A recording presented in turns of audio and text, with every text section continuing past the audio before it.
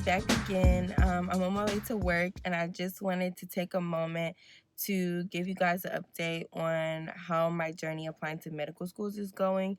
There will be a life update video coming with me and Deanna soon, so stay tuned for that. But as for now, I just specifically want to talk about the MCAT and listen. That was a struggle, honey. It was a struggle, and I'm so happy to have overcome it. I'm happy to not be studying. Like, it feels good to not have that burden on me. But let's get to the nitty-gritty, the score. So basically, for those you don't know, I'm in the process of applying to schools. I've already submitted my medical school applications to MCAS, MD schools, and my DO school applications should be going out today or tomorrow. I'm not too worried about those because the application cycle runs a little bit faster for them. So I delay those applications on purpose so that I can kind of begin acceptances around the same time. But basically, for those you don't know, I took the MCAT the first time last year, September, because I just want to be done with it. I've been studying all summer, and I didn't do as good as I hoped. And I think that was because I was just overloaded. I was in classes. It was my last semester of undergrad. Also worked 60 hours a week, running a student org, nonprofit, trying to get started, all these things. So it was just, I do too much. If you know me personally, you know I do too much. Some people say I'm a Jamaican because they work a trillion job. That's me. I do too much. I cannot let go. So y'all pray for me to overcome that because I don't. Anyways, I took the MCAT. I was not that happy with my scores. I scored a little bit above the average in the 50th percentile. And I might just tell y'all my scores later, but I'm going to tell y'all at the end. So I scored that, and I was just not happy. I felt so defeated because I had put in so much time and energy, but the problem was that I wasn't reinforcing the material the correct way, and I was not immersed in the content. I studied for a long period of time, but during that period of time, it was like spurts. So it would be days where I studied 5 hours, days where I didn't study at all. And with the MCAT, you can't do that. You have to literally be immersed in the content. Now, that doesn't mean that you study 40 hours a week. For me, what that meant the second time around was that I downloaded apps, I did question of the day, I did passage of the day. So even days when I couldn't give the test my all because I had other things going on, I was still exposed to content and still learning. I also listened to podcasts as I was like at work doing things, just so that like I'm always feeding my mind something for this exam. And it did help me. So I got my scores back. I took it again May 31st, and I got my scores back July 2nd. And it took me a little while to make this video, but I do want to tell y'all how much I improved. So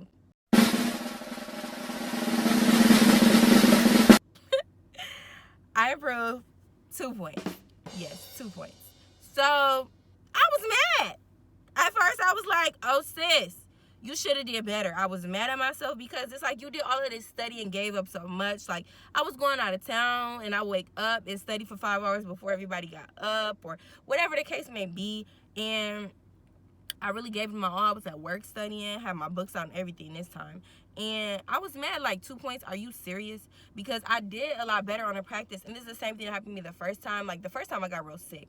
Second time I didn't get sick. I tried to feed myself more positive thoughts throughout the exam so that I wouldn't make myself sick to my stomach. But still, like in my practice, I had improved 7 points. So I'm like, okay, I'm going to go to this test. I'm going to improve 10 points tomorrow. Like I just knew I was going to do so much better. But I didn't. And basically, after the exam, I had to come to terms with myself and just decide that, like, enough is enough. Like, you did your best. I took the exam the second time, not because my score was terrible, but because I knew that it wasn't my best. I knew that I can do better, and I knew that I wouldn't be satisfied entering the cycle with that score. And I didn't want anybody else to call me out because of that score, but I also didn't want to be doubting myself with that score. I know that I'm a big self-doubter, and when I get like that, like it can hinder. People feel that. They feel when you doubt. They feel when you're not confident and stuff like that in interviews. And I don't want that to come through. Like this is always a point of just like fear and doubt and anxiety for me. Like I didn't want that. So I took it again for that reason. So with that being my reasoning, I'm really happy that I took it again. And I'm happy that I improved my 2 points. And I had to come to terms with my 2 points. Like them 2 points is my 2 points, Sydney. You did that. Okay? You did that. Like I could improve 0 points. I could have decreased. I could have spent all that time and got the same score. Like, there is just so many scenarios that could have happened. So I'm grateful for my 2 points now.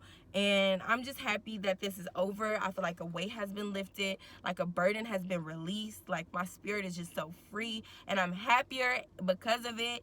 And I feel good. Like, I feel good about my application as a whole. Let me just tell y'all, shout out to Halima, because she has a service where she looks over your application and helps you to make it a total package. And what she did for me was help me to put my application together in a way where the people reading it can really see who I am through writing. And I love writing, but she really helped me to just articulate my story in such a meaningful way. And for that, I'm so grateful. So I'll drop her stuff in the description box below. But basically, with that being said, with all of her help, as well as with my 2-point increase, I feel like, listen, you can't tell me nothing. You can't tell me nothing. I'm meant to be a doctor. I was literally born for this. Like, literally. Can't nobody tell me no different. And now I feel like people will feel that through my application. So with that being said, I'm no longer hung up over the 2 points. Because if it's about the 2 points, like I said, I don't want to go there anyway. I don't want to go nowhere that's hung up over that. Like, or whatever. If they not satisfied with my little increase, they think I should have did better. That's not for me. You're not for me. It's cool. You petty. I don't want to go there anyway. So I'm happy with my score, and I'm about to tell y'all, I really did not want to, but I should, and I will, because I'm not ashamed of it, like I said. So the first time I got a 502. If y'all know, the benchmark is kind of like a 500. Anywhere below 500, medical schools begin to be worried that you won't finish medical school and that you won't pass your board exams throughout medical school, your step ones and all that. So there's research for that, and that's why 500 is kind of like you definitely want to score above that. And then the second time, obviously, I increased 2 points, so I got a 504. I'm happy with my 504. I know people who have gotten in with 505s, with 502s, 497s down there. So I'm happy, and I know that God is going to favor me throughout this process. Wow. So my phone died, and that's straight trash. But I just want to end this video by saying this. I am determined not to allow this exam to take up any more seconds of worrying. I'm not going to worry any more seconds, spend any of my more seconds of my life worrying about this exam and how it's going to impact my future, because this I know for sure, that God has made a promise to me. When he placed his vision in my mind, he ensured that it would go forth as long as I did my part. I have done my part. I did my application, I did my MCAT, I suffered through undergrad, and I have stood the test of time through this journey. So I know that I have done my part, so I know that God is going to do his. And I know that this is for me for sure. He has confirmed it over and over and over again. And those of you who are believers know that when something comes from God, he sends confirmation. And he sends confirmation in the times when you are wavering. So you'll be like, man, God, I want to quit. And right there, your confirmation right around the corner. And he said, hold on now. You know what I promised you. Chill out. And listen, God got me in check a couple times throughout this process when I wanted to quit. And so I know what is for me is going to be for me. Like, it's my dream, it's my plan, it's his vision for me and my life and what I'm going to do through this career. Ultimately to save souls for him. But that's a whole different sermon. Listen. Okay. But I'm just saying, like, it's for me, so I know it's going to come to pass. So I'm choosing to let go of my worry, let go of my doubt, let go of my anxiety, let go of fear, all those things. Those are not of God. Those feelings are not of God. We impose those on ourselves. And I'm not doing it no more. So with this video is the release of me from the MCAT and all of that worry and doubt, and I'm a lot lighter. I feel happier. I feel more joyful. Like, I just feel better.